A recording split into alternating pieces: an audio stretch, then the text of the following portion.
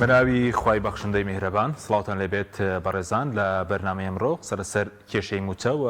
بەپرسی پرۆژەی هەژماری منیش دەکەین کە حکوومەتی کاربارەکەری هەرێم ڕایگەیاندووە ئایا چۆنەوە ئایا دەتوانێت کێشەی موچە چارەسەرکەوە ئایا سەریش دەکرێت هەروە باسی موچەش دەکەین کەم ڕۆژ لە بەغداد مامۆستا باپیر سەرۆکی کۆمەڵی دادگەری لەگەڵ محەممەد شیع سوودانی کۆبۆتۆ سوودانی باسی لەوە کردووە هەرچی لەرەسی بێت دەیکات بۆ پرسی موچە مامۆستا باپیرش داوای لێ کردووە کە کێشەی موچە خۆران بێکجاری چارەسەر بێت لە بەرنامەی ڕۆ سەرەسەر کێشەی موچە 700 میلیارەکە هەژماری من دەکەین لەگەڵ هەرێک لە بەڕێزان گوڵاڵە سدیق شارەزایی دارایی و بانک هەروەها دارا سێکانیانی پەرلەمانتاری عێراق سوپاسی ئامادەبوونتان دەکەین مامۆستا دارا بەخێر بن لە بەڕێزان و دەست پێ بکەین با لە 700 میلیارەکە دەست پێ بکەین وا دەکەی دیارەکەی دێت 700 میلیار بەوەی کە موچەی مانگی هەشتی پێدا بەش بکرێت بەناوی خوای بەخشندەی میهرەبان سوپاس بۆ ئێوە سڵاویش لە سەر و بینەرە بەڕێزەکان بەخێراتنی مامۆستا گوڵاڵشەکەیت سوپاس دەکەین دیارە مەسەلەی 700 میلیارەکە هەمومان ئەزانین ئەمە بەرەنجامی ڕێککەوتنی هەردوو حکوومەتی هەرێمی کوردستان و حکوومەتی عێراقی فیدراڵە بڕیار دراوە بۆ ماوەی ئەم سێ مانگە سێ جار 700 میلیاری بێ بۆ هەرێمی کوردستان و گوژمەی یەکەمی هاتووە گوژمەی دووەمیشی بەدڵنیاییەوە دێ چووکە یەکەم بڕیاری لەسەر دراوە دووهەم لە عێراق هەروایە یعنی لە دوای 7 مانگەوە دەست بە موچەی دابشکردنی موچەی فەرمانبەرانە دەستی پێ کردووە موچەی مانگی لە عێراق بەڵێ دەستی پێ کردووە لەوێ لەبەرەوەی ئەچێتە سەر ئەمکی کارتە زۆر گرفت نییە ئەچێتە سەر هەژماری کارتی مۆزەفەکان فەرمانبەرەکان بەڵام قسەکە ئیتر لەوەیە ئایا بە گوژمەیەگەی نێرن بە دوو گوژمای نێرن بە سێی نێرن چونکە عادەتەن ئەو بانقانەش کۆمەڵە ڕێکاری ئیداری خۆیان هەیە و پێویستیشیان بەوە هەیە ئەم سویلەیە هەبێت کە لەبەر دەستیان پێش و شەر ڕەشید و تیبە هەریەکان 250 بانکی ڕەشید و ڕافیدەین تیبەش 200 بەڵێ خۆشبەختانە تا ئێستا هیچ گرفتێک نابینی لەبەر پێشبین دەکرێت لە مافتێ تەسەورەکەی بێ بەڵامی تر چۆن دێ بڕەکەی چەنەوە بە چەند گوژمە دێ ئەو پێم وایە پەیوەندی بە ڕێکاری بانکەکان خۆیانەوە هەیە کێشەی نیە هیچ گرفتێک ئەوەی کە تا ئەم لەحزەیە کە قسەی تیاکەین گرفتێکی وا نابین ئەو ڕوبەڕووبوونەوە چەکداری کە دوێنێ لە سنووری مەخموور هەبوو کاریگەری نابێ هەرچەندە دوایی بڵین تەسەور ناکەم چونکە ئەم ڕوبەڕووبوونەوەیان کرد لەو سنگەرانی سوپای عێراق ڕۆشتبوون ئەم ڕوبەڕووبوونەوە بەداخەوە ینی بەشێکی دوجار خەڵکێکە بێتە قوربانی کە قوربانیوەڵە کێشەی هەرێم و کێشەی ناوەند هەرگیز بە شەڕ چارەسەر نابێ و پێم وایە ئەزمموی چەندین ساڵیش ئەوەی هەموو لە هەموو لایەک سەلماندووە و ئێستا ئەوەی کە خزمەتی بارودۆخەکە ئاکا خزمەتی هەردوو لاکە بریتە لە ئارامی و بریتە لە ڕێزگرتن لە هەم هەرێمی کوردستان هەم حکوومەتی فیدراڵی بۆی بتوان بەیەکەوە ئەو بارودۆخە نەخوازراوەی کە هەیە چونکە عێراق هەمومان ئەزانین مەترسی تریشی لە هەیە هەمومان ئەزانین جاروبار داعش لە هەندێک شوێن بەڕاستی کردەوە ئەکایانی جێشی عێراقی ئەکاتە قوربانی لەبەرەوە بڕوان ناکەم کاریگەرێکی هەبێ بەڵێ بۆ مانگی داهاتوش کێشەی بۆ مانگەکانی تر ئێستا دوایی سێ موچە دەمێنێت ئەمە گفتەکە لێرە مانگی داهاتوش 700 میلیارەکە دێ پشتیوان بەخوای گەورە ئەو ئەمێنێتوانێ دوای ئەوە سێ مانگی ترانگی دوو حەلمان هەیە دوو حەل یعنی دوو لەم دوو ئەگەرە زیاترین هەیە ئەوەیە بێ حکوومەتی هەرێمی کوردستان جارێکی تر وەفد سەردانی بەغدا بکاتەوە ڕێکەوتنێکی تازە بکە و داوای قەرزێ بکاتەوە بە شێوەیەکی تر کە ئەمە ئەگەرێکیانە ئەگەری دومیان بریتێ لەوەی کە بتواندرێ یاسای بودجە هەموار بکرێتەوەوانێ کە ئەمەیان تۆزێک من بە ئەستەمی ئەزانم وا بە ئاسانی بکرێ هەمواروشکە بۆ ساڵی داهاتوە بەڵێ هەموارش بکرێتەوە بۆ ساڵی 2024 بەڵام یعنی ئەو گەر چۆنڵی تۆ هەموار کرایەوە ئەو گرفت و لەمپەرانی تیانەما جۆرێک لە زەمانەت بۆ پشکی هەرێمی کوردستان دروستە ینی ئەوەیە مۆزوعەکە ئەزەگەری شیە لە حاڵەتێکدا موچانن بفۆتێن یان چارەسەرەکەیە بۆ موچەی فەرمانبەرانی هەرێمی کوردستان ئەو پەیوەندی بە حکوومەتی هەرێمی کوردستانەوەیە یعنی فەرمانبەرانی هەرێمی کوردستان موچیان لە حکوومەتی هەرێمی کوردستان ڕاستە هەرێمی کوردستان جاری هەندێک لە بەرپرسەکان ئەڵێن موچەکانتان لە بەغایە ئەی باشە کاڵن موچەکانتان لە بەغایە بۆ کە ئێمە داواکەین با موچەکان ڕاستەخۆ لە بەغاوە بێ ئەوان ناڕازین لەبەرەوە بەداخەوە ئەمە بەشێکی هەمومان ئەزانین یعنی داهاتی هەرێمی کوردستان لەژێر دەستی دەسەڵاتدارانی هەرێمی کوردستانایە فەرمانبەریش لە هەرێمی کوردستانە دەوامەکە بۆ حکوومەتی هەرێمی کوردستان کەواتە لەسەر حکوومەتی هەرێمی کوردستان پێویستە موچەی فەرمانبەران دابین بکە ینی ئەمە ئیتر لەگەڵ بەغایە گرفت هەیە کێشەی هەبێت چارەسەریکە ینی داهاتەکان چۆنە شەفاف نییە وەلو یعنی ئەوەی کە هەست پێکرێت لە دوایین سەردانی وەفدی کوردیا بۆ بەغا ئەوەی کە لە نزیکەوە ئاگاداریان بووینەوە بینیمانن هەستمان کرد جۆرێک لە بە شێوازێکی باش داتا و زانیاریەکان ژمارەی مسەخۆرێکیان کەم کردبوو مامۆستا پێشتر دەیانگوت ملیۆنێک و 255,000 ئێستا ئەمەی دەوێنە بە عێراق ملیۆنێک و 114,000 ئەوەی کە داویانە تقریبا 140,000 فەرمانبەر کەمی کردووە پێ قسانەی ئەوەی کە جێگای دڵخۆشیە ئەوەیە کە دیوانی ڕقابەی مالی عێراق ئەم ژمارەی پشتڕاست کردوتەوانێ ئەوە کە مهمە پێم وایە بۆ وەفدی کورد 140,000 کەمترە لەوەی پێشتر بە قسانی هەرێم باسەوە ئەوان داتاکانیان بەو شێوەیە بۆ خانشینیان جیا کردوتەوە هێزی پێشمەریان جیا کردووە فەرمانبەریان جیا کردوتر تۆکە کۆیەکەیەوە ئەڵێ ئەمە وا دەرەچێ بەڵام دوجار ئەمە پێم وایە هەنگاوێکی باشە بۆ هەرێمی کوردستان و جۆرێک لێ تێگەیشتنێکی زیاتر هەیە کە هیوادارین ئەو گرفتانی لە ڕابردووە بۆ لای کەمی کەم ببنەوانێت دواتر لە سەرموچی ڕاستە خۆش سەدەکەین مامۆستا گوڵاڵە جەنابیشت بەخێربی بەڕاستەوەکو شارەزایەکی بواری بانکی دەمەوێت سەرنجی بەڕێزم لەسەر ئەو هەژماری من کە حکوومەتی کاربەرەکە ڕایگەیاند و باز دەوە کە تا ئێستا 100,000 بڵێن هەژماری بانکی حسابی بانکی دروست کراوە بەڕێز چۆن دەیخوێنیتەوە ئای کێشەی موچە چارەسەدەکە؟ سڵاوتان نەبێت سڵاو لە هەموو بینەرانی کەناڵەکەتان لە ڕاستیدا سیستەمی بانکی و پێشکەوتنی سیستەمی بانکی لە هەر وڵاتێکە شتێکی ضروری و حتمی یعنی کاتێک کە تۆ سەیری گەشتە سەندنی ئابووری هەر وڵاتێکەکەیت ئەبێت سەیری سیستەمی بانکیەکەی بکەیت کاتێک ئێمە کاچین ئەم وڵاتانی دەور و پشتمان کە وڵاتانی کەنداوە یان ئوردونە یان ئێرانە کە سەرڕای ئەو هەموو قەیرانەش کە هەیەە ئەبینی سیستەمی بانکی وڵاتەکان چەند لە پێشە بەما بۆ دەرەکەوێت کە ئەمە خەڵک متمانەی بە بانکەکان هەیە ئەمە ئابووری ئەم وڵاتە تا حدێک هەرچەند بڵێن بەهای پارەکانیان یعنی لە بازاڕە دابەزیێ بەڵام سیستمی بڵێن بازاڕیان جێگیرە و سیستمی بانکی لە وڵاتەکانە جێگیرە و خەڵک متمانەی بە بانکەکان هەیە بەڵام بەداخەوە لە هەرێمی کوردستانە ئێمە هاتوون لە ئێستادا باسی لەواکەن کە ئەم پرۆژەیە ڕاگەێنراوە بە ناوی هەژماری منەوە کاتێک ئێمە لە ڕاستیا کێشەی شێوازی پێدانی موچەمان نییە ئەوە کێشەی پێدانی موچەمانەیە چونکە ئێمە بانکەکانمان کێشەی نەبوونی پارە و بەڵێ کێشەی پێدانی موچەمانەیە کاتێک ئێمە سەیرەکەین بانکەکانمان خاڵیە لە پارە کە تۆ بانکێکت خاڵی بێ لە پارە تۆ پارەت نییە بێ بە موچە ئەوە تا لە ئێستادا واخەنە نزیکە لە مانگی 11 بەڵام موچەی مانگی هەژ نەدراوە چاوەڕوانین کە بەغا 700 ملیارمان بۆ بنێرێت و لەگەڵ داهاتی ناوخوا تەکمیلەی پێ بکەین و موچەی مانگی هەشتی پێبێن کەواتە ئێمە لێرەدا یعنی ئەمە چۆن تۆکی لە لایەکەوە کێشەکەت لایەکی ترە بەڵام تۆ هاتووی چابعڵی بەم لایەنەی تر چارەسەری یەکەم لە ڕاستیدا ئەگەر هاتو حکوومەتی هەرێمیشکە لە هەر ئەمە شتێکی حتمی و ئەبێ دەستی بۆ بەرێت یەکەم شت دەبێ متمانە بۆ بانکەکان بگەڕێنەوە کاتێک کە هاوڵاتی ئامادەیەتیانە بێت کە پارەکەی لەناو بانکادا بنێت تۆ سیستمی بانکی 1000 ساڵ من هەمووشە شوبهاندومە بە مۆبایلێکی بۆ نمونە من مۆبایلێکی ئایفۆن 15 پێەیە آخر مۆدلە تازە کڕیمە تازە هاتوۆتە بازارەوە بەڵام هیچ وحدێکی قسەکردنی تیانە هیچ وحدێکی ئینتەرنێتی تیانە کەواتە ئیسیفادەی ئەم مۆبایل لە ئایفۆن 15 بۆ من چییە لە کاتێکا کە من هیچ وحدێکی قسەکردن و ئینتەرنێتی تیانە بێت کەواتە مەهماکان ئەم سیستمی بانکیەش کە پێشکەوتوش بێت بهێنرێتە هەرێمی کوردستانەوە مادە تەنانەت عێراقیش هاوڵاتانی عێراقی هەتاکو ئێستا کاک حەکیم هیچ موچێکیان نەفەوتاوە بەڵام خەڵکی عێراقی ئامادەیەتیان نییە کە پارەکانیان لە بانکا دابنن لە دوای پرۆسی ئازادی عێراق و نزیکەی 100 تریلیۆن دیناری عێراقی چاپ کراوە بەڵام نزیکەی 70 ملیاردی لە ناو ماڵەکانە بەڵ 70 تریلیۆنی ناو ماڵەکانە و لە ناو سەرینەکانە شارداوەتەوە خەڵک زیاتر متمانەی بەسەرین هەیە بەڵێ متمانەی بەسەرین هەیە چونکە لە کاتێکا کە حکوومەتی عێراقی سەرڕای ئەو هەموو قەیران و شەڕ و دابەزینی بڵێن ئاستی پارەیە دەکی بانکی ناوەندی کە دابەزی لە کاتی شەڕی داعش و دابەزی نرخی نەوت و پەتای کۆرۆنایە ئامادەیتیان نەبوو دەستبێرێ بۆ موچەی فەرمانبەران بەڵام حکوومەتی هەرێم سەرڕای ئەو هەموو موچە خوراوە و بڕاوە و پاشەکەوت کراوە کە لەلایەتی هاتوو ئێستا بە فەرمانبەرانەڵێ فەرمون ئێوە موچەکانتان لەلای من تەوتین کە بەس ئەوەی کە ئێستا لە بانکی هەلی دەکرێت ئەی بانکە حکوومیەکانی کوردستان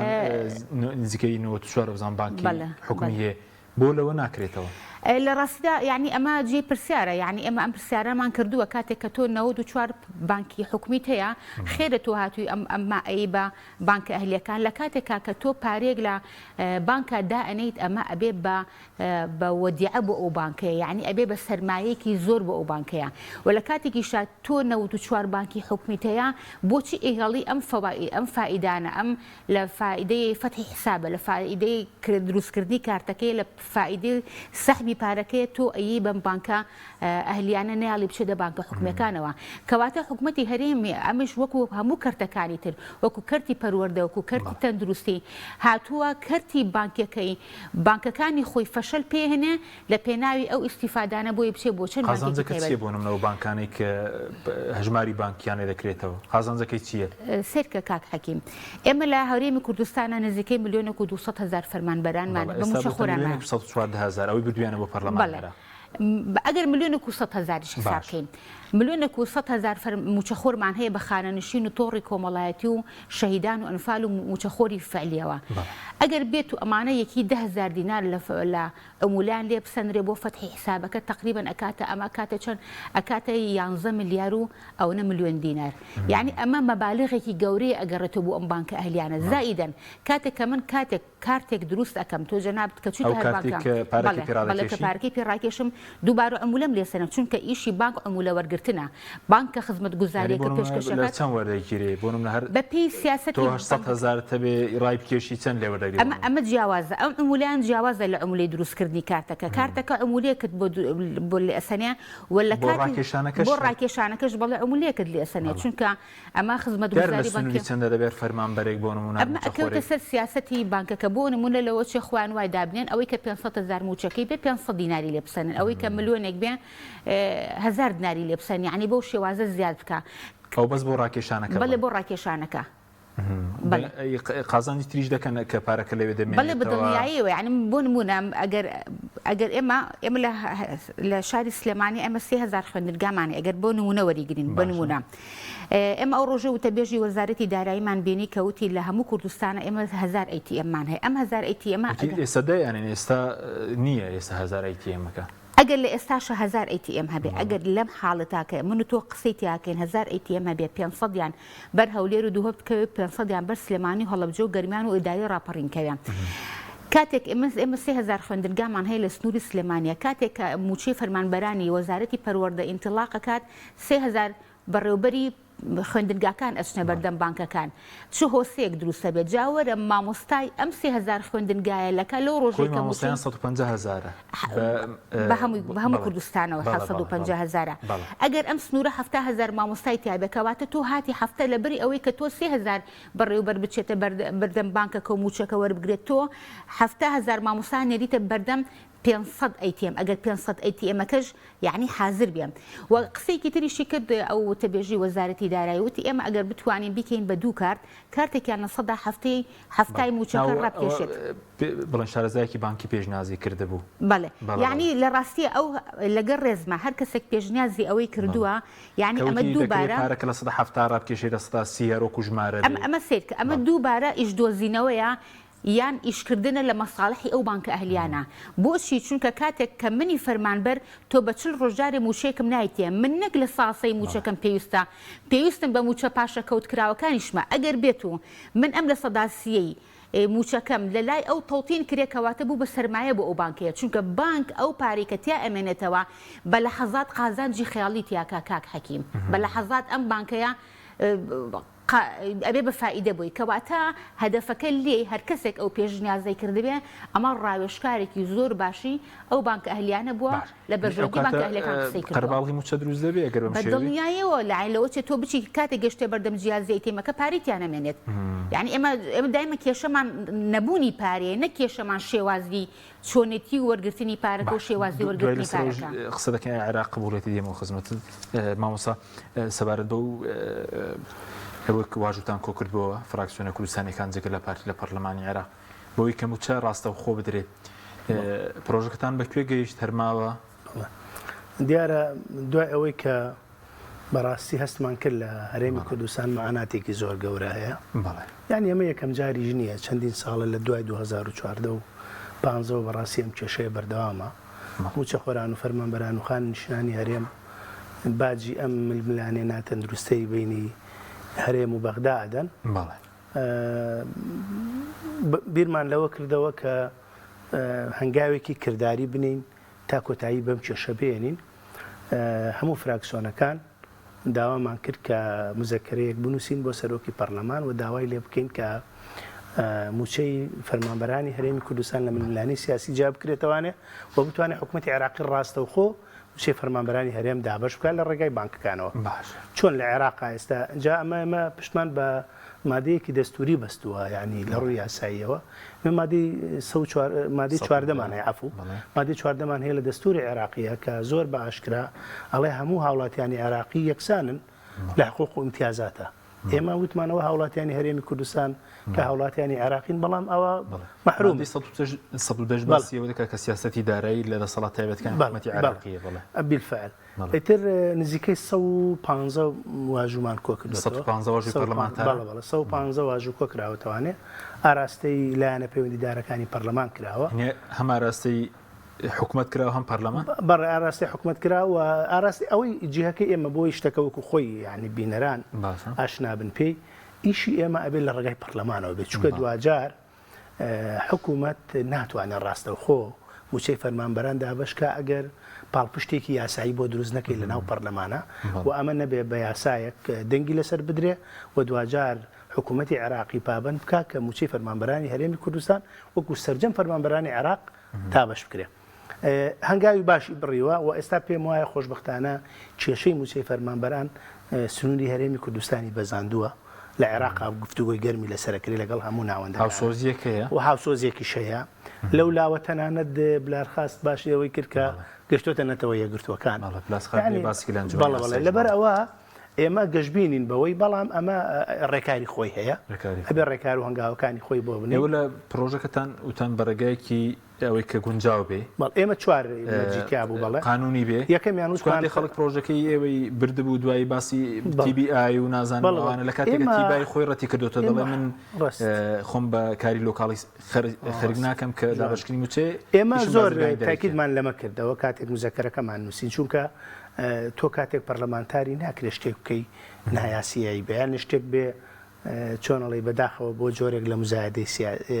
دەنگ و شارع و ئەوانە بێ بێ شتێکی واقعی بێ و شتێک ڕازگۆبی لەگەڵ ئەو خەڵکەیە ئێمە وتمان یەکەم یاسایی بێ بۆ مانایی کە هەوڵ بدەین لە پەرلەمان واژوبمان بۆ کۆ کردوێتەوە یاسایەکی بۆ دەربکەین ینی یاسایەکی بۆ دەربکەین خوێندنەوەی بۆ بکرێ و دەنگی لەسەر بدر لە پەرلەمان حکوومەتی عێراق ئەمە یەکەمیان دوو هەمیان وتمان پرۆژەکە پرۆژەیەک بێ یارای جێبەجێکردن بێ قابلی تەنفیز بێ ئەوە نەبێت تۆش لە دنیای خەیاڵ و ئەوە بڕۆی خاڵی سێمان حکوومەتی هەرێمی کوردستان پابند بکرێ بۆی هاوکار بێ چونکە ئێمە ئازانی فەرمانبەرانی هەرێمی کوردستان دەوامیان ئیجازاتیان مباشرەیان لە بەرزکردنەوەیان مباشرەیان ئەنجا مەلەفی تەقاوتیان هەموو لای حکوومەتی هەرێمی کوردستانە یعنی تۆ ناکرێ ئەبێ حکوومەتی هەرێمی کوردستان پابند بێ ئەمە لەبەرەوە ئەمە زۆر خاڵێکی تریش یعنی ئەمە دوجار ینی ئەم سیراعی بینی هەرێم و بەغایە کە بەردەوام سەرهەڵەداتەوە ئەم کێشەی تیان نەبێ باسی موچەی فەرمانبەران کۆتایی پێ بۆ چونکە تۆ هەتان پێم وایە ئەمە کارێکی زۆر گەورە و پاڵپشتێکی باشە بۆ حکوومەتی هەرێمی کوردستان کە لە کۆڵ ئەم کێشە قورسا بێتەوانێ ڕۆژێک بۆی کۆرۆناوە موچەنیە ڕۆژێک بۆی شەڕی داعشەوە موچەنیە ڕۆژێکەڵەن نەوت پارە ناکە ڕۆژێکەڵەن دۆلار دابەزێ یعنی گرفتێکی گەورە دروست بووە لە هەرێمی کوردستانە کە ئێمە ڕازگۆ بین حکوومەتی هەرێمی کوردستان توانای چارەسەرکردنی نییە سەر بەخۆی ئابووری ڕاگەیان شکستیێناوە بە عالمی ئاشکرا لەو لاوە لە مەسلەی دەرهێنان و فرۆشتنی نەوت تا بیلفعل بۆ ئاقارە ڕۆیشکەوەتە ئێستا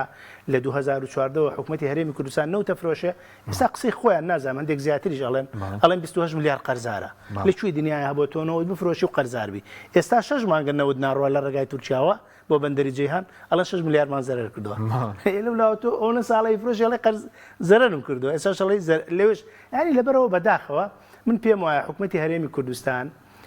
هاوکار بێ و هەموو پەرلەمانتارانیش لە بەغا کۆدەنگ بن بۆی بتوانین ئەمە بە سیغەیەک دروستکەین و من پێم وایە ئیتر هەندێک جار تەفسیری بۆ کرێکە ئەمە دژی قوارەی هەرێمە من دڵنیاتانەکەمەوە کە بە هیچ شێوەیەکە من دژی خەواری هەرێمی کوردستان نییە و هەندێک دام و دەستگامان هەیە لە هەرێمی کوردستانە بۆ ڕاستە خۆپارە بۆ نمونە ئێمە پاسەوانی سنوورمانەیە ڕاستە خۆ سەر بە بەغان و ئەمانە داوامیشیان لێرەیە و ئیلتیزاماتی ئیداریشان سەر بە هەرێمی کوردستانە و هیچ گرفتێک دروست نەبووە لەبەرەوە بەداخەوە ئەمە تەفسیرێکی لە عێراق خانەنشین بوون بەسەرۆکی پارتیش ڕاستە خۆپارێن لە بەغدا بالفعلەوە پلە تایبەتەکان پەرلەمانتار و وەزیر و حیما و شتەکانیان بەفعلی هەمووی موچی سەر بە بەغا بەڵام بەرحاڵەواناڵی داوامیان لە بەغا بووە و خانەنشینی بەغان بەڵام خۆمانە تر داوامیان لە هەرێمی کوردستانە لەبەر ئەوە ئەو مبەررە پێم وایە تەفسیرێکی ئەتوانم بڵم تەفسیرەکە جۆرە لە جۆرەکان ناواقعیە لەبەرەوەمە کێشەیەکە هەتا سەرۆکیشیان هەموو وانەی ئاژوو کرد بەنابەر پرسیاردا بۆ قەڵام ئەو پەرلەمانتارانێکی خۆی گرفتەکە ئێمە یە گرفتمان هەیە یعنی بەداخەوە زۆر جار ئەم حاڵەتە ینی کە کاتێک لە بەرژەوەندی سیاسەتی ئەو هەنگاو نەنا ئیتر تۆ بە دوژمن لە قەڵەمەدا کە ئەمە پێم وایە خراپە چونکە ئێمە پێوەرێکمانە بێ هەبێ هەموو لایەنە سیاسەکان بە پارتی بە یەکێتی بە یەکگرت و بە کۆمەڵ بنەوەی ئەوانەی کە لە بەغاین ئەبێ ئێمە بەرژەوەندی خەڵکی کوردستان کۆمان کاتەوە جا ئەگەر ئێمە شەڕی بەرژەوەندی حیزب و لایەن و پۆست ومان کرد ئەو کاتە کورد هەمووی زەرەرەکە یعنی لەبەرەوە ئەبێ ئەم عەقڵەتە ئێمە کۆتایی پێبین.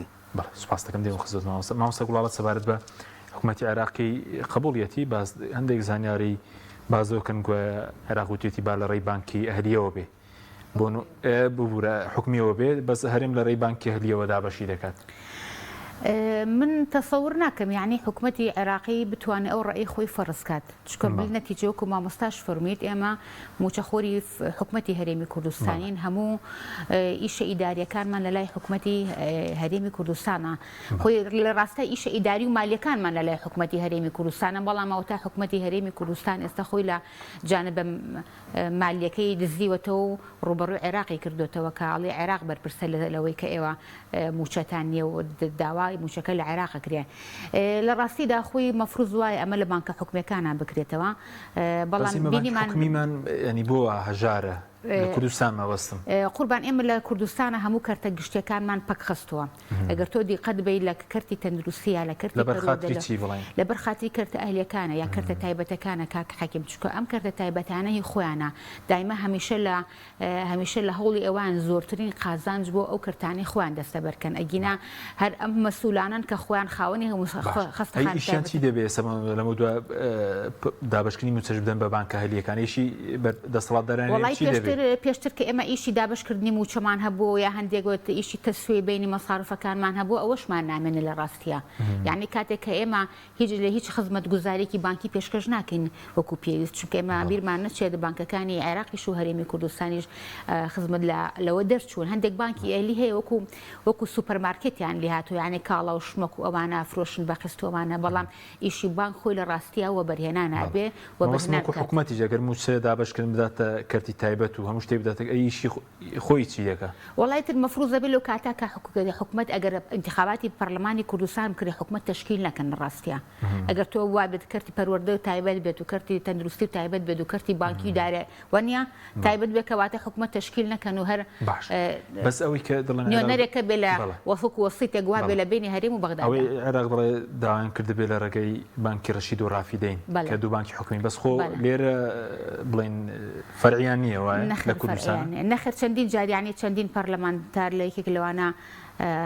براو هاوڕێ بەڕێزمان کاک ئەحمەدی حاجی ڕەشید و چەند پەرلەمانتارێکی تر کە زۆر لە هەوڵی ئەوە دابن کە ئەو بانکە حکومیانە بکرێتەوە لە عێراق لە هەرێمی کوردستانە بەڵام ئەوان داوای موڵکەکانی خۆیانیان کردبوو لە هەرێمی کوردستانە داگیر کراوە ڕاپەڕینکشانەوە بەڵێ بەدڵنیایی و چەندین مولکان لە سلێمانی و هەولێر و دوهۆکا داگیر کراوە و ئەمان کە نەیان دانەوە دووبارە ئەوان اقتراحێکی تریان خستە بەردەم حکوومەتی هەرێمی کوردستان داوای ئەویان کرد باشە ئەو مولکانەمان مێنەوە مولکێکی تازەمان بەنێ خۆمان لەویا بینایەک دروستەکەین و لەسەر ئەرک و پارەی خۆمان دروستەکەین و ئەو فەرعە دروستەکەین بەڵام دووبارە حکوومەتی هەرێمی کوردستان ڕەزامەندی نایەکە لە پارچە ئەرزەویەکیان باتەوە دووبارە ئەو فەرعانە بکەنەوە لە هەرێمی کوردستانە چونکە ئەمە ئەگەر ئەو فەرعانە بکرێتەوە من هەمیشە دائیمەن بیر لەواکەمەوە یان ئەوە لەناو مشکی هاوڵاتیانی کووردا چەسپیەوە کە حکوومەتی هەرێمی کوردستان ئەوەی لە بەرژەندی هاوڵاتیان بە نایکە بۆ نمونە ئێستاما لە بەغداد لە خوار و ناوەڕاستی عێراق یاسای خانشینی یەکگرتومان هەیە بەڵام لە هەرێمی کوردستانە چەندین جۆر یاسای خانشینی هەیە یعنی حکوومەتی هەرێمی کوردستان تەنها حکوومەتە لە هەموو جیهانە ئەگەر بۆی بگەڕێ لە یاسای خانشین زیاتری هەیە لە هەموو وڵاتێکا سندوقی خانەنشینی هەیە کە من ئەو پارەیم لێ ئەبڕیت مەفروض وایە بچێتە سندوقی خانەنشینەوە خانەنشینە کاتێک کە 40 ساڵ ئەگەر زانکۆی تەواو کردی بێت دوای 42 ساڵ خزمەتکردن کە تۆ خانەنشینیەکەی هیچ منەتێکی تیانە کە تۆ پارەی پێ چونکە ئەمە لە معاشەکەی خۆی بڕاوە ئەدرێ بەوانە لا یان ئێمە سندوقی پێشینەکانمانە کە سندوقی پێشین ئەمانە پارەکە تیاتە دوور دەکات و ئەژدرێ بە قەرز ئێستا کاکدارە باشترە زانێ لە خواروی ناوەڕاست و خواروی عێراق لە بەغداد کاتێک کە حکوومەت پارەی بەدەستەوە نامێنێ قەرز لە سندوقی خانشینێکا بە فائیدە ئەیێنێ ئەمە ئەبێت 6 میلیارد دلار بێت کاتێک کە من ئەم پارەی سندوقی خانشینە ئەدەم بە فائیدە ئەمە دیسان ئەبێ بە دەسمایەک بۆ خانەنشینەکان کاتی هەموو ساڵ لە غەلای کە مەعیشی زیاکە تۆ ئەتوانی بە نسبەتێک ئەم موچەی خانشینانە ساڵانە زیاد بکەیت کەواتە حکوومەتی هەرێمی کوردستان لە ڕاستیدا تەنها حکوومەتە ینی عێراق بەو هەموو گەندەڵی و وێرانەی خۆی و ئەم شتانەکە هەیەی دەستی نەبردو بۆ سندوقی خانەنشینی تەنها یەک جۆر یاسای خاننشینی هەیە لێرە هەشتی زۆر یاسای بەڵێ یعنی هەرێکە هەرفی ئەیەکسێت کە هەرفی ئەیەک بە پێی ئارزوو مەزاجی خوان پلەبەرزکردنەوە هیچ یاسایەک نییە تۆ پلەبەرزکردنەوەی فەرمانبەران بوەستێنی بەڵام کە ئێستش کە گەڕاندویانە تۆ پلەبەرزکردنەوە جیاوازی لە نێوان وەزارەتەکان کراوە هەند ئەوەی کە فەرمانبەری فعلی و مەدەنین پلەبەرزکردنەکان بۆ سەرجێرخانە بانکیەکە ئێستا ئەگەر موچە خۆران بازوکە تا کۆتایی ساڵی داهاتوو هەمویان هەژماریان بۆ دروست بکرێ کێشەی موچە چارەسەر ناکە یاخود ژێرخانی بانکی لە ڕووی ئامێری پارە ڕاکێشان ATM یاخودەوەی لە مارکێتەکان تۆ بتوانی هەر بەکارتشت بکڕیەوە هەیە کاک حەکیم ئەگەر ئەمان نێتێکی پاکیان هەیە بەرامبەر ئەو هەژمارە بانکیە کە بۆ فەرمانبەران یەکەنەوە با ئەرێک بکێشن چەندێک موچەی فەوتاومان لەلایەنە لە پاشەکەوت لە لێبڕین ئەمانە بۆمان بۆکو نێت ساسیەک بۆمان بخەنە سەر لە یاسای چاکسازیش داهاتە بوو کە دەبێت هەمووی بخرێتە سەر لە یاسای چاکسازی هاتبوو کە پێویستە هەژماری بانکیان بۆ دروستکردن چۆتە بواری جێبەجێکردنەوە بەڵام ئەمان نێتەکان شتێکی ترە لە دروستکردن ئەم هەژمارە ئەگەر نێتەکان نێتێکی بەرژەوەندی گشتی بوایە ئەوایە لە بانکە حکومەکانە نێتەکە تەنها ئیسیفادی چەند بانکێکی ئەهلیە چونکە ئەم پارانە لەو بانکانە ئەمێنێتەوە کاک حەکیم کاتێک کە من پارێک لە لای تۆ دانێم و خۆم ناشمەیتەوە من پارێکم لای تۆ دانەوە تۆ نامەیتەوە تۆ کە سابەتی پێواکەی هیچ قانونێکیش نییە بچم شکاتت لێ بکەم لە کێ شکاتت لێ بکەم تۆ قازیت و خۆ حەکەمیشیت ئەو کاتێکە موچە دوواکە بێت خۆ پیشاندان دژی بانکەکان بکرێ وای لێ دێتەوە بەدڵنیایە یعنی ئەمە ئەزمەیەکی ترە زیاد ئەکرێ بۆ سەر هەموو ئەو ئەزمە بێموچەی و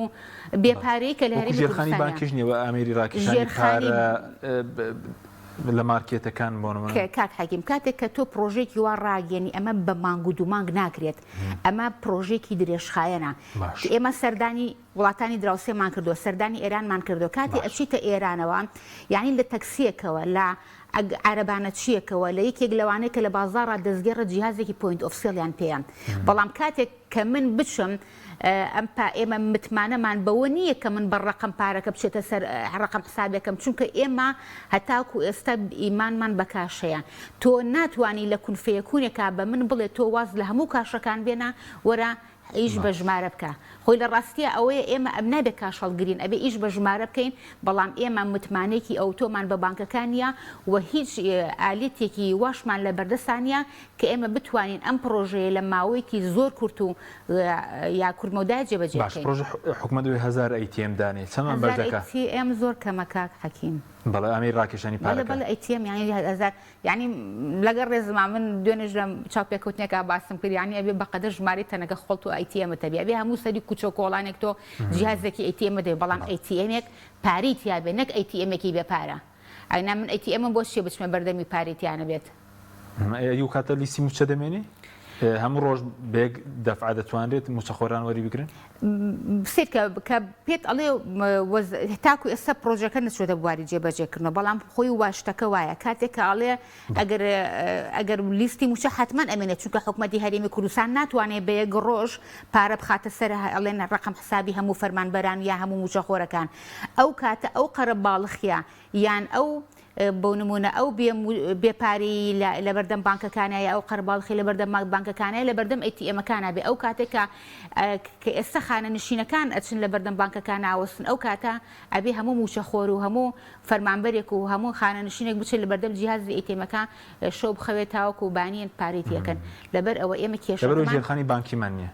بەڵێ ژێرخانی ئەوە متمانشمان نییە کاک حەکیم ئێمە متمانەکەمان نییە لەبەر ئەوە کاتێکە من پارەکە بێک جار ڕابکێشێ بەڵێ کاتێککە پارەکە ئەچێتە سەر ڕقم حسابەکە هەمووی لە هەوڵی ئەوایە زووتر ڕایبکێشیان دوای ئەوە کاڵەکە من لە لای حکوومەت باە وتی هەفتەیەک پارە نیە هەر هەفتەیەک یا هەر ڕۆژێک ئەم پارەیە لە بانکەکە بمێنێتەوە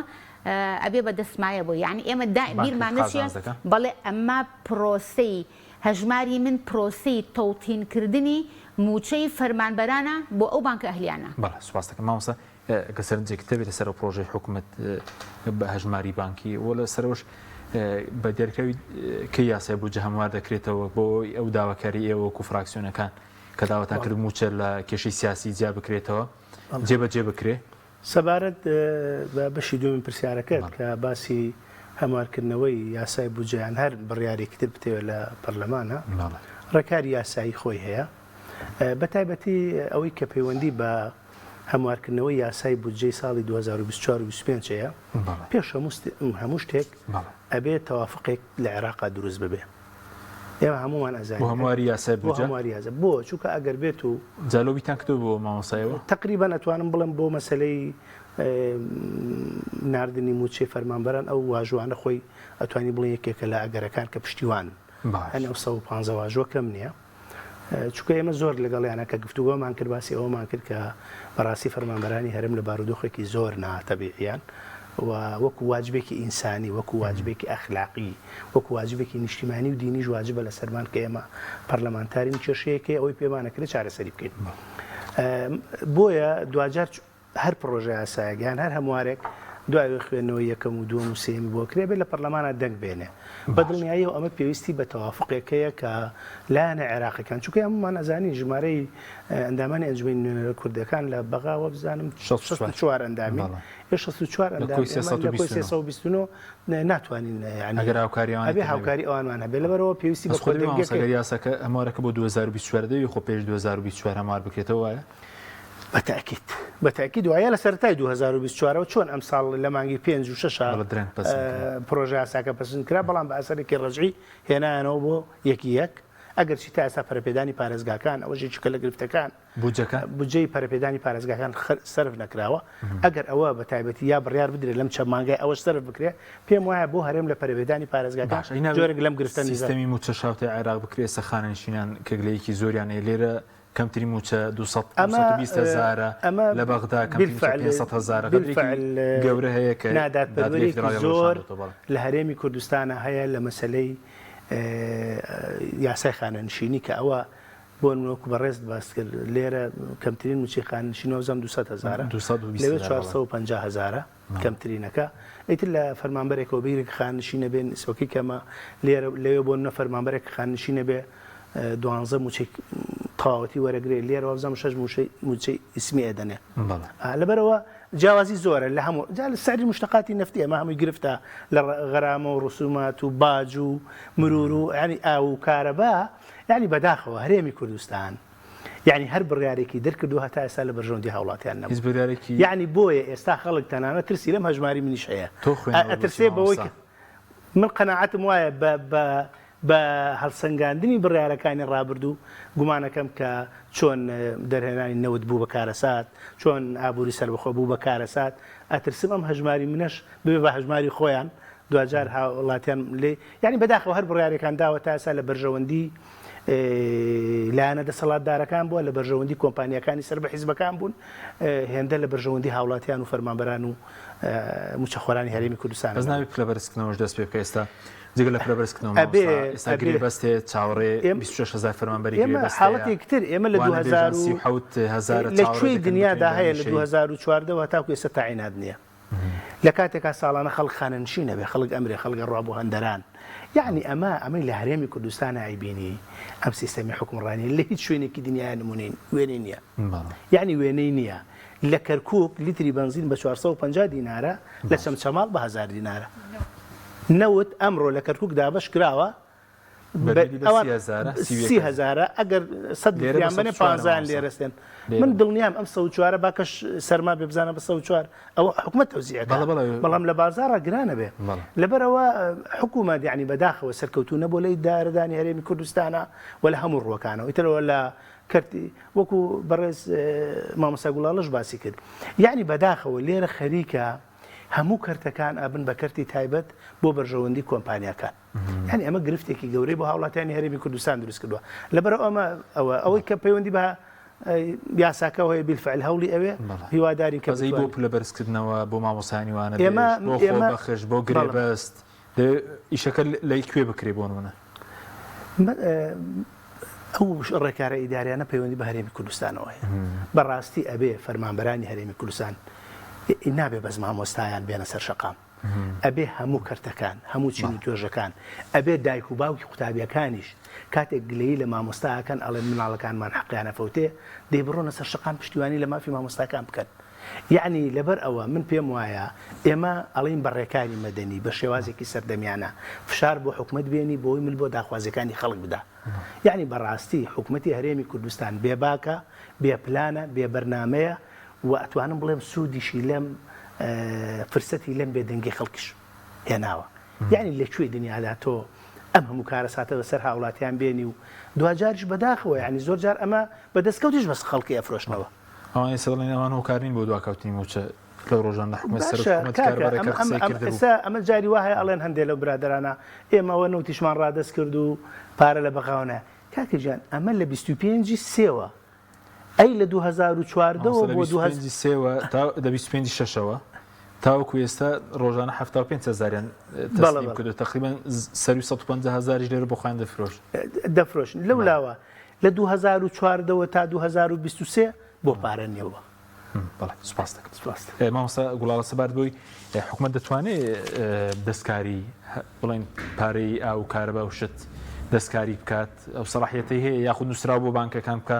بڵێ و فەرمانبەر ئەوەندە پارە قەرزدارە لی ببڕن بانکان دەست نەژێر ئەو ئەگەر شتێکی لەم شێوەیە هەبێت وڵی کاک حەکیم ئێمە ئەوە تەجروبەی ناخۆشمان لەگەڵ حکومەتی هەرێمی کوردستانە هەیە لە ڕاستی ئەوەی کە بیری لێ بکرێتەوە بۆ پەیداکردنی پارە و داهات بۆ خۆیان ئێمە قەنەعەتی پێەکەین لە کاتێکە ئەگەر من ئضافی بخەمە سەر قسەکانی مامۆستا ئەمان ئامادەیان تا بێت کە ئەو زەریباتە و باج و ڕسوماتی کە لە ئێمە ئەسەنن لە سەدا 500 زیادی کردووە بە سێ پارێزگای هەرێمی کوردستان ئێمە تقریبا 2 تریلیۆن و 73 ملیار دینار ئێمە داهاتی ناوخۆمان بۆ 6 مانگ هەمان بووە بەس 15 پارێزگای عێراق نیوەی ئەمە سەیەکی ئەمە داهاتی ناوخۆیان نەبووە لە ڕاستایی باج و ڕسوماتیان نەبووە کەواتە کاتێک کە تۆ حکومەتی هەرێم پێ تۆ ئەڵێک ئەگەر تۆ پارەی کامێرەکەت نەدەی ئەو زەڕایبانی کە لەسەر غەرامانەی لەسەر ئۆتۆمبیلەکەتە نەیدەی موچەشی نادێتی پێ ئەڵێ لە مودەی ئەوەنە ئەگەر نەیهێنی بۆتەکەم بە دوو ئەوەندا ئەوە ئەبێت تەسەوری ئەوەی لێ بکەین ئێمە بیرمان نەچێت لە 96 کتابێک دەرچوو نووسراوێک دەرچوو کە ئەوانەی کە بۆ پێشینەکان دەرچوو ئەوەی کە پێشینەی لایە ئەگەر نەیهێنایەوە لە کەفیلەکەی ببڕن بەڵام ئەوە تر ئەوە بوو لە بەرژەوەندی هاوڵاتیان ئەو بکە هەموارێن کە خەڵکێکی زۆر قەرزی کردووە خانووی فرۆشتووە بۆی ئەو بڕیارە کاتێک کە یاسای بڵێن پرۆژه یاسای بڵێن قانونی ئیداری مالی پیانە تەقیەوە لوغم پیانە تەقیەوە لە ساڵی 2019 دەرچووە ئەنجا وەستاندیان ئەگینا ئەوان ئامادەیانتیا بوو وە خۆشیان بوو حاضر کرده بوو کە لە دوای 2 مانگ کە لە 96 دەچین و 98 دەست پێت کەواتە ئێمە ئەوەندە تەجروبەی ناخۆشمان لەگەڵ حکومەتی هەرێمی کوردستانە هەیە هەر قسەیەک بکرێ بە دەمیانەوە خەڵک قەناعەتی پێکە و ڕێتی ئەچێت باشە بەس وەکو کاش ئێستا ملیۆنێک 114,000 موچەخۆر هەیە تقریبا ئێمە نزیکی 6 ملیۆنی ئەگەر ئەوەش هەموو بکرێتە حیسابی بانکی کاش کۆتاییدی لە کوردستانە پارەی کاش سیرکە قوربان ئێستا حکوومەتی عێراقیش بە نیازی ئەوەیە کە لە ساڵی 2024ەوە کە بە حساب ئیش بە دۆلار نەمێنێت و ئیش بە دینار بکرێت بۆیە یعنی ئێستا ئیش بۆ بەڵام ئەمە لە پڕ نابێت کاک حەکیم ئەمە عملیەکە یعنی خطوە بە خطوەیە کاتێک کە تۆ خانیۆک دروست ئەەکەی چین بچین ئەبێت چینی یەکەم بە تەواوەتی چیمەتۆی چاکە تێ کردبێ ئاو شند کردبێ اینجا چینی دووەمی لێ بنی بەڵام ئەگەر بێت و هەر بە وشکی بیخ بلۆکەکان بخیتە سەرێک لە پڕ ئەڕوخێت ناغکێژماری من چۆن دەبینی بە فشەڵ دەبینی سێکە من و هەژماری من تەسەورەکەم حکوومەتی هەرێمی کوردستان ئەلەقل ئەگەر جێبەج لە سنووری سلێمانیە نەتوانێت جێبەجێکە لە سنووری هەولێر و دووهەکە جێبەجەیەکە ئەمە حکوومەتی هەرێم باکی بەوە نییە قەیران بۆ هاوڵاتیان دروست بێ ئەسڵان حکوومەتی هەرێم ئەگەر مەجالم پێبێ حکوومەتی هەرێم لە حەزی بەوەی قەیران بۆ هاوڵاتیان دروستکە هیچ کێشەی نییە حەز دەکەم یەک ئیزافەی کاک حەکیم ئێمە حکوومەتی هەرێمی کوردستان کە ئەڵێ ئەو بەپی ئەو داتایە کە هەمانە 682,000 فەرمانبەری فعلیمان هەیە کە کۆی موچەکانیان 732 ملیار و 593 ملیۆن و 244 هەزارە من حەزم ئەکرد یعنی لێرە ئەگەر مامۆستادارە ئەو معلوماتەمان باتێ کاتێک کە ئەم داتایە نێدراوە بۆ بەغداد پێش لێبڕینی لە سەدا حەوتی خانەنشینیە یا دوای لە سەدا حەوتی خانەنشینیە ئەگەر هاتو هەژماری من جێبەجێ کرا ئەمە بلەغە پارەیە هاتە سەر بە هەژماری منەکەوتچوو ئەو بانکەیە ئایا کە لە سادا حوتەکەی لێ نەبڕابوو ئەم لە سادا حەودەکە ئەبڕێ ئەچێتە گیرفانی کێوە باشە بەس بە کورتی ئێستا بانکەکان چەند قازانج دەکەن لە چەند جۆرە بە کورتی بێ قازانجەکان قازانجی فەتحی حسابە قازانجی دروستکردنی کارتەکەی و قازانجی ڕاکێشانی پارەکەیە و قازانجی تەوتینکردنی ئەو پارەیەکە لەلایەنەمێت چوار جۆر قازانج گرنگترینیان تەوتینکردنەکەیان بەڵێ سپاس دەکەم مامۆستا کاتمان شتێکت مابوو سپاس دەکەم زۆر سپاس بۆ مامۆستادارە سێکانەوی مامۆستا گوڵاغ سپاسیان مەدەبتان دەکەم سپاس بۆ بینەرانی بەڕێز سپاس بۆ هاوکاران خواتان